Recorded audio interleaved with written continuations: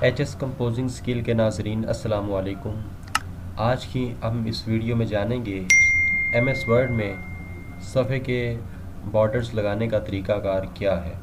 تو چلیے آج کی ہم اس ویڈیو کو شروع کرتے ہیں۔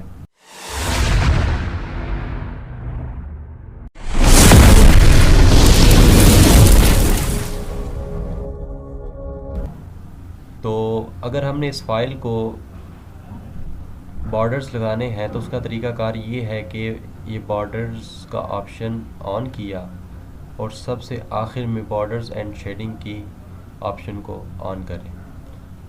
یہاں سے یہ بارڈرز، پیج بارڈرز اور شیڈنگ کی ہیڈنگ سامنے آ رہی ہیں، تو ہم نے پیج بارڈر کے آپشن پر کلک کیا۔ یہاں سے چاروں سائڈز کا انتخاب کر لیں اور کوئی بھی سٹائل چوز کر لیں۔ یہاں سے یہ کر لیتے ہیں۔ یہاں سائز کیا رکھنا ہے اس کا،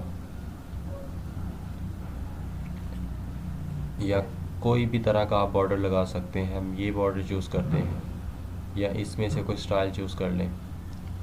یہاں سے اوکے کر دیں گے تو اب دیکھیں کہ یہ پورے ڈاکومنٹ میں ہمارے بارڈر لگ چکے ہیں۔ امید ہے آج یہ ویڈیو آپ کے لیے کافی فائدہ مند ہوگی۔